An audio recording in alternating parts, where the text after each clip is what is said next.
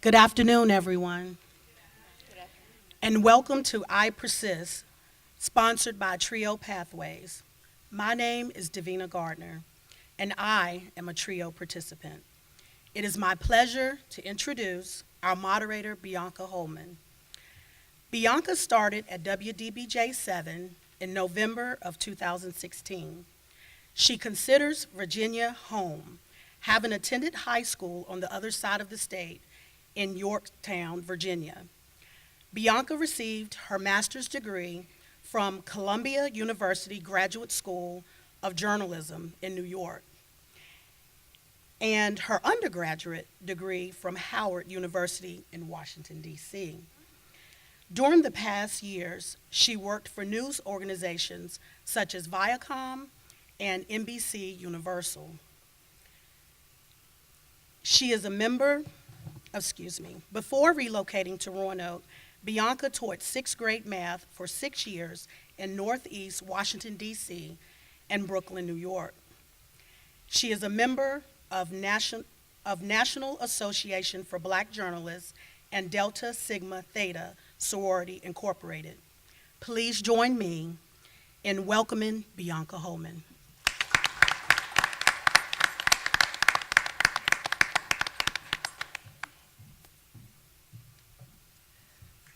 I was like, oh, that's me.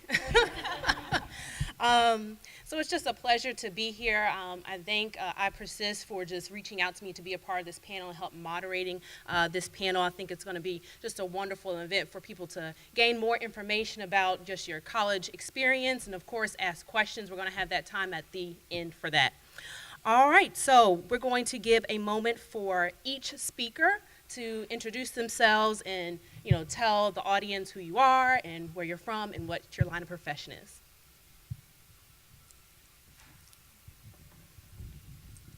I didn't want to sit on this end, but I'm Annette Lewis. I am the president and CEO of Total Action for Progress, which is a community action agency best known by TAP. And I am also the chair of the Roanoke City School Board. Both positions I'm very proud to be a part of. TAP is the second largest community action agency in the state with over 300 employees. And Roanoke City Schools is certainly a K through 12 program, and we do have preschool serving nearly 14,000 children each year. So I'm pleased to be here with you today. Hello, my name is Cheryl Cunningham, and I have been a radiologic technologist for 34 years, and I currently work for Carillion. Before that, I was here as an instructor for the radiography program at Virginia Western for 10 years, and then a director of a radiography program at another school. And so I love working with students, and I currently run a blog for X-ray students, which serves students in about 6 different states right now. And I also do some coaching for study skills and mentoring for career coaching and things like that. So I really like to help students be able to get out into the workforce and make good impressions and get jobs and everything. So it's good to see you all, and I'm really happy to be here today. Good morning or good afternoon to everyone now. My name is Anita James Price. I started in my professional as a school teacher and school counselor and served in Baltimore City and Roanoke City schools for over 35 years. I retired in 2010 because in 2008 I was elected while I was still working to Roanoke City Council. I still serve on City Council and have been very happy and proud to be able to serve what I feel is not just Roanoke City, but the Roanoke Valley, because as we talk more during this discussion, it's all about how we work collaboratively and cooperatively together. I've had the pleasure of serving on several boards and initiatives, and just very, very happy and pleased to be here to share with all of you. Good afternoon, everybody. My name is Vere Berbick. Originally from a little country called Bosnia. My family and I arrived here in 1995. I was 14 years old as refugees. Therefore, English is my second language. We came directly to Roanoke. I went to William Fleming High School. Graduated back in 2000, long time ago. Long time. And I graduated from Virginia Western back in 2006. Then after that, I transferred to Rutherford University, where I received my bachelor's and master's degree, finishing in 2010. After that, I involved myself heavily in higher education. I've been either administrator or instructor on some level since 2010. I currently work at Virginia Tech Carino School of Medicine in Student Affairs. We primarily focus on counseling and student development, and I really appreciate and love that position, and I love being back in higher education because I know what it's done for me, and I appreciate the time, and thank you all for being here.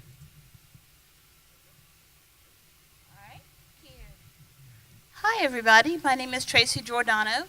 I am ex-military. I'm a Desert Storm vet. And after Desert Storm, I did a lot of administrative work, customer service work, a single parent, raised two beautiful, wonderful children. Education has always been a big part of my life. I have currently 4 degrees. And last year was I think my biggest success because I graduated from the Culinary Arts Department with honors. And as you'll learn later on, I am almost totally blind. And I have some other issues as well. But I've done a lot of different things with my life and have no regrets and have loved every minute of it. Education to me is something that is incredibly important. I've always been curious by nature. And I love what I do. I've worked with students. I've taught kids how to cook. I've worked with various food organizations. I'm a foodie.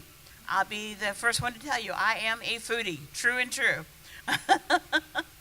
So that's basically it. All right. Let's give everyone here on this panel a round of applause. And of course, give yourself an applause for taking time out of your day to hear from our panelists. Yes, we got to do that. All right, so let's go ahead and jump into it. We're not going to waste any more time. This question is for everybody, and because it's for everybody, we got to be a little bit brief. But why did you decide to go to school? And if you could give a piece of advice to the students that stuck out about your experience, what would that be? Anyone can choose to go first. So the question is, why? Yes. Okay. I grew up in a family that was, education's very, very important to my family. My parents attended college, and it was anticipated that all of the 6 children would definitely go to college. So I felt like I had no choice, though my mother does say, now you had a choice. I mean, I never knew when I was growing up I had a choice to do anything until I left home. But so it was expected. And when I went to college, my focus was going to be on making a lot of money. That was going to be what I hoped to do. So I enrolled in computer science. I was sure that that was going to be the route that would make me very rich. And while in college, I knew something in the beginning, but I didn't know it quite until I was enrolled in classes that math was not my best subject. And so in my sophomore year, I said, I need to get out of here, so choose something so you can graduate. So I chose social work. In essence, for me, I never really knew what I was going to do.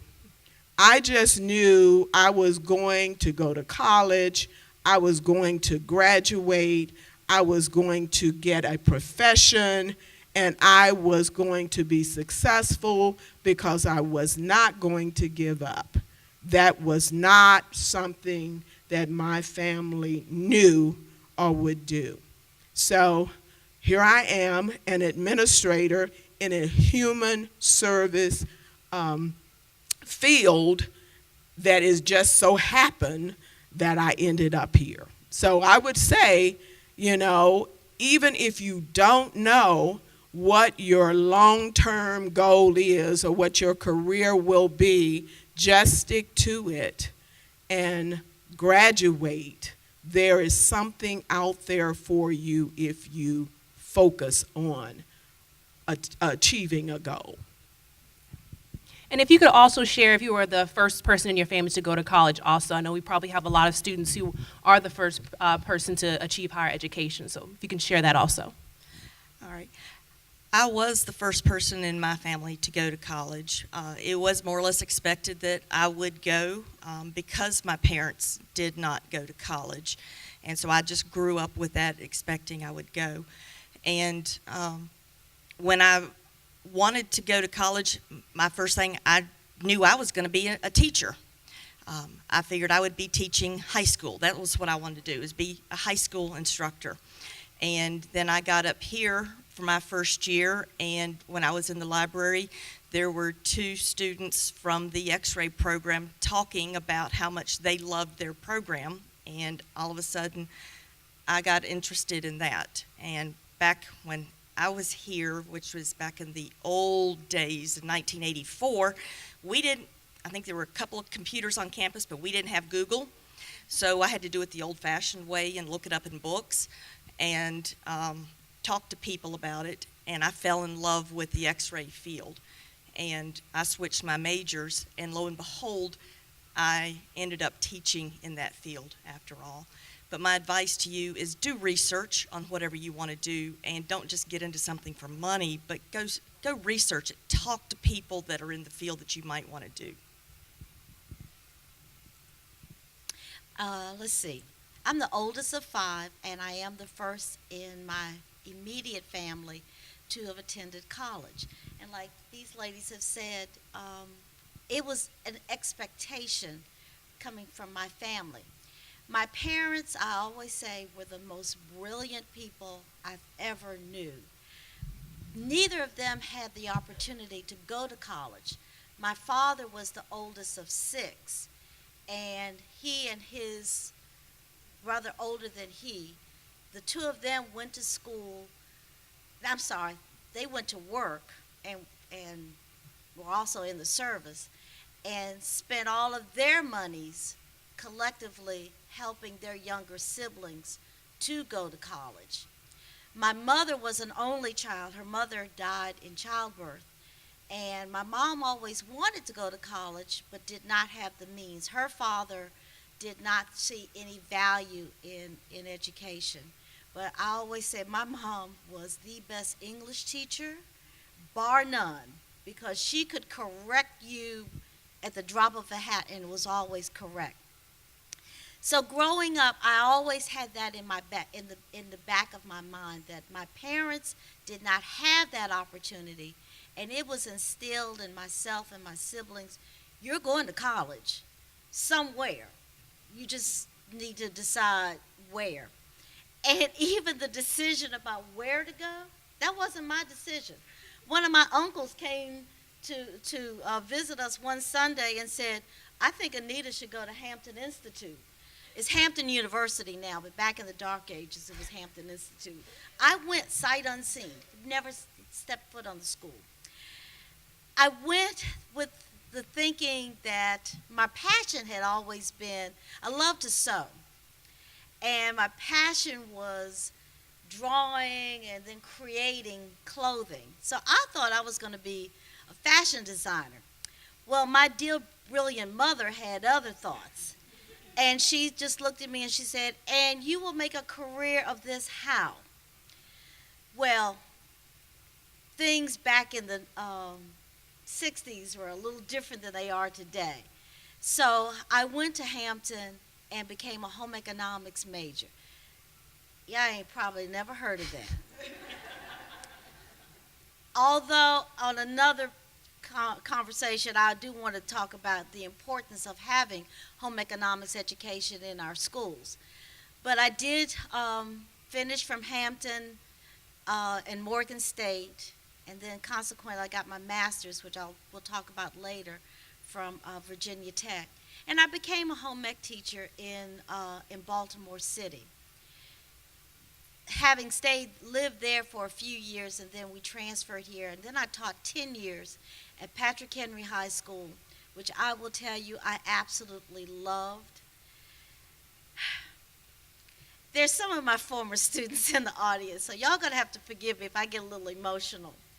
From Patrick Henry, I left there and went to Round Hill and Huff Lane Elementary Schools.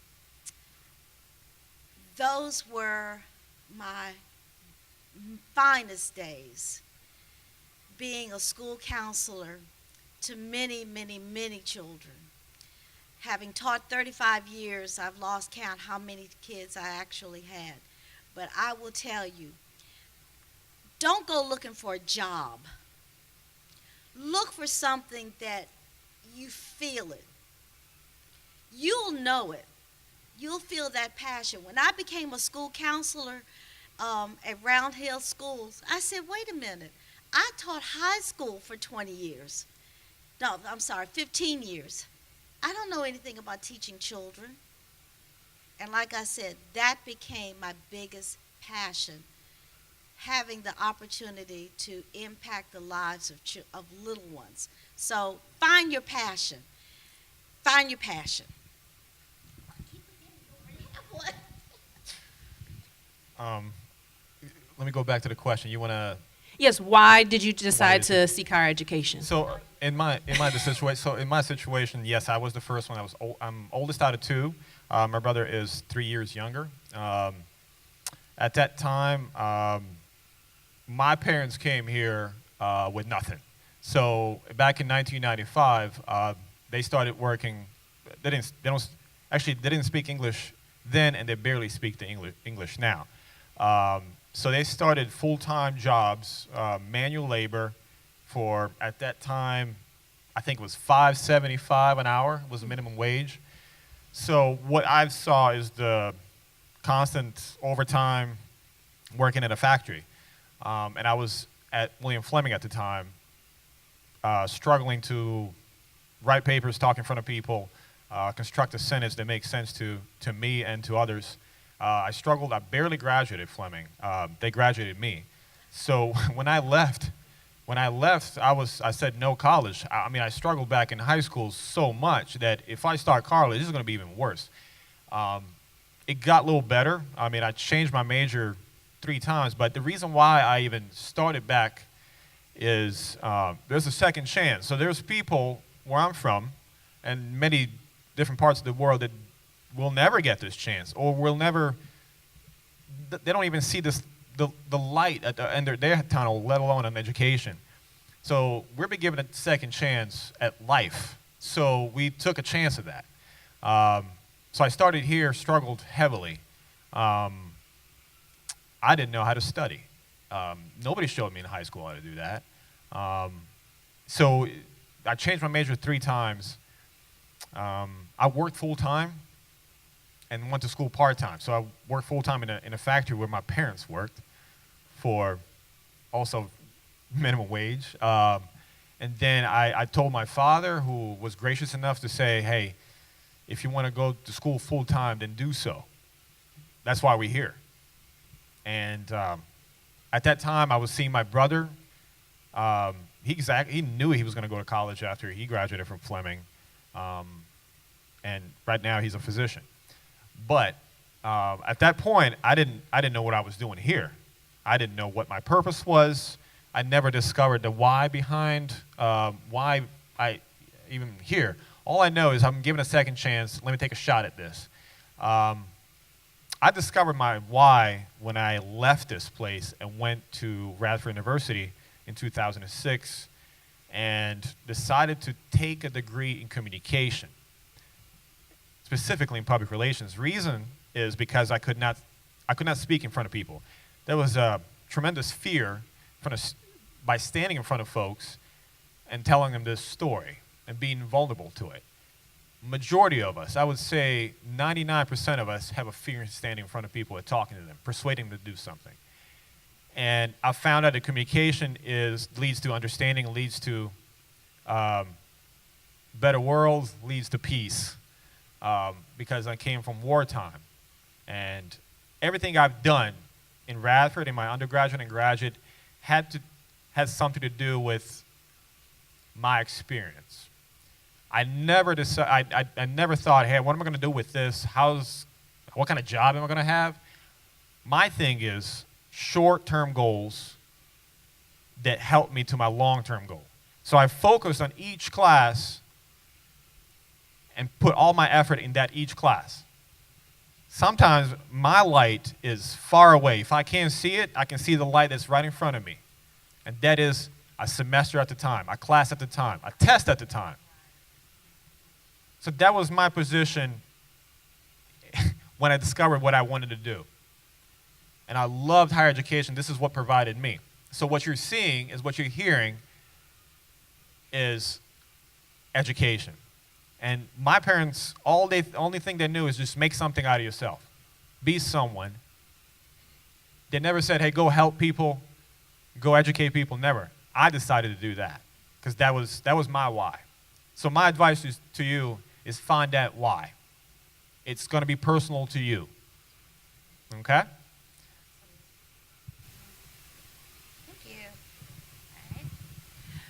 Well, let's see. For me, my parents were my first mentors. My father never went to college, but my mother graduated high school at 16. And then she went to nursing school where she graduated at the top of her class. She was valedictorian. She put herself through college because her parents didn't have the money.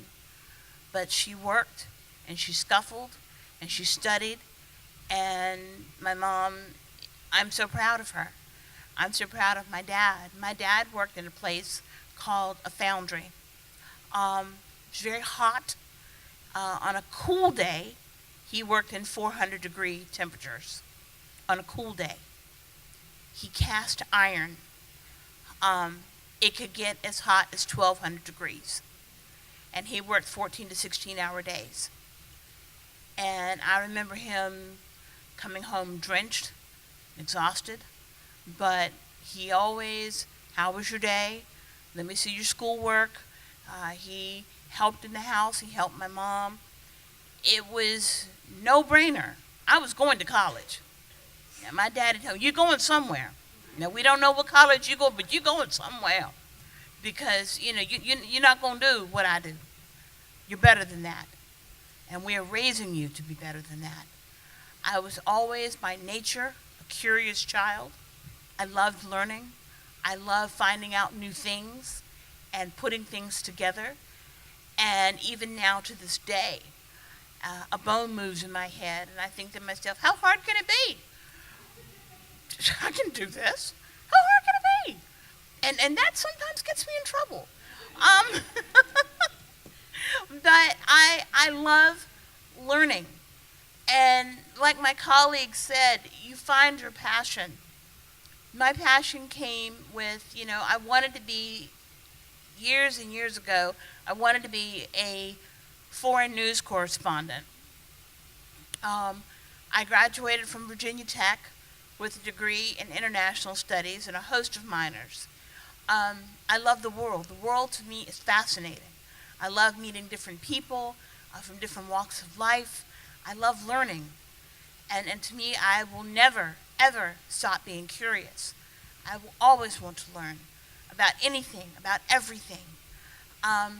Education has opened so many doors for me, so many doors, so many opportunities. And I keep thinking about my dad working in 400-degree heat, manual labor. because he never had a chance to go to college. He had to support his family. But the love story that is my parents, he supported my mom. He went into the military, and he said, if you marry me, you can get benefits, and you're smart. You should go to school.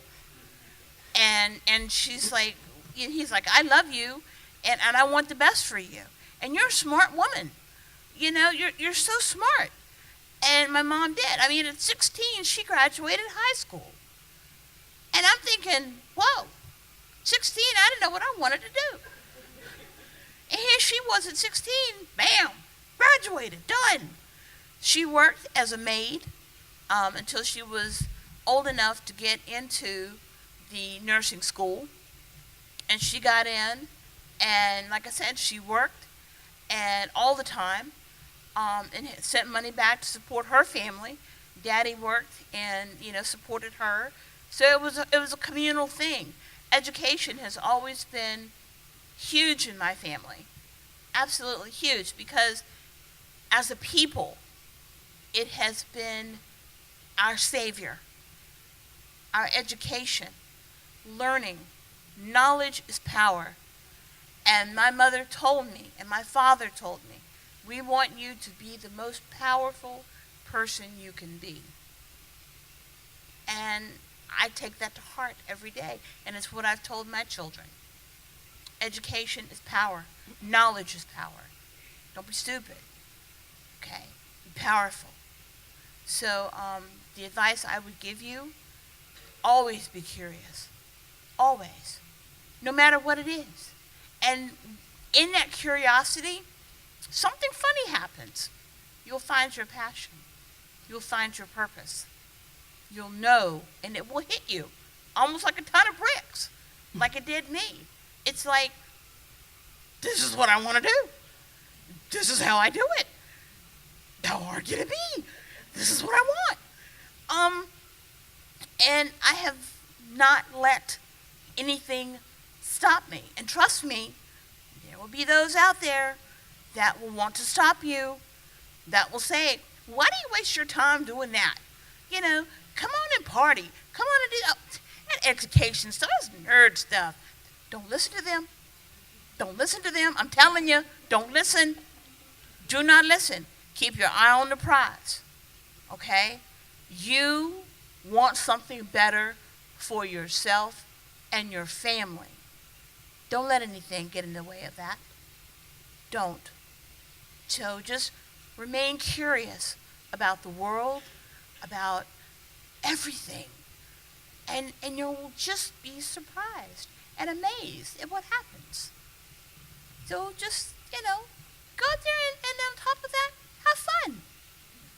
Have fun. Education is fun. Being curious is fun. And in that you will find your passion, and you'll even find greatness. Don't go searching for greatness. Let it come to you. All right. Thank you for each person responding to that question. So finding your passion, and of course motivation from your family, being the first to go to college. So moving on to our next question, a lot of our students, they are in the midst of it. They're working, they're probably, maybe taking care of family members in the midst of assignments. So what tangible advice can you give to overcoming obstacles? And I'm going to start with Cheryl first. It does get overwhelming a lot because almost everybody in this day and time has to work and has family obligations, or just you seem like you're just carrying the weight of the world. Find some way to be organized. If you don't know how to be organized, there are resource centers. You can Google it. There are tons of ways out there to be organized. Buy yourself a little planner and get organized. But don't procrastinate and get organized. That is the biggest way, is stay on top of things and don't let things slide right now. What about Elver? Could you share, just a tangible piece of advice that our students can use? It's close enough. It's Vere. Huh? It's Vere. It's Oh, close sorry, enough. I apologize. find a support group. Be around people that are like-minded and are supportive to your cause. Whether it be teachers, professors, friends, peers in your classroom, being around people who have a similar goal in life and are supportive of your goal, for me, that's where it worked. When I had issues in the classroom, when I had issues even outside of the classroom, during my education at Radford University, my parents divorced. This was very detrimental to me and my younger brother. We were in our 20s at the time. Just imagine yourself getting ready for exams and you're hearing these horrible stories about what is happening at home. And that didn't go without, it was pretty traumatic not only for myself, but for my family too. I needed to go to someone I can confide in. And that was my classmate, a classmate or two, or I never forget Dr. Sandy French in School of Communication at Radford University. This person was a sort of a parent as I was seeing this happen to me. So what I advise is having a support group. Find one, please. And one more question before we open it up to the audience. What about, what would you say to the student that says, is this all worth it? There's the college debt that can probably be in the back looming in your mind. And when you hear reports like that, as far as, hey, that's being a big issue for millennials and all the next generation, what advice or what would you say to students that are questioning, is it worth it? We'll start with Annette. Did I surprise you? Yeah. Certainly it is worth it. Education, as has already been stated, is power, but it's also your roadmap to staying out of poverty. I work with people in poverty every day, and they would say, you have a wonderful opportunity. Take advantage of it. Because if you don't stick to it, you will live to regret it. It's going to be harder to go back and catch up with where you left off. It can be done. It can be done because sometimes life happens. Yeah. So it can be done. But establish that goal, set your priorities, find out what you really want to achieve in life. You will not be able to be as successful as you would like without an education. Anita? Or Sherry, you can go if you would like to share also. One thing I tell people, is an actual degree important? No.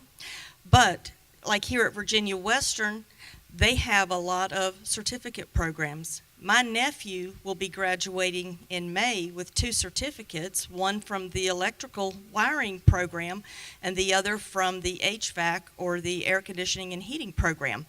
Those are very wonderful programs, and he is looking at a fantastic career with that. So no, you don't have to have a degree in something. You can have those, and those are awesome programs, and those fields are demanding work. Mm-hmm. So look at something in those lines if you want to, but a degree in and of itself isn't necessarily what you have to get into. So there's lots of hands-on and trade areas too.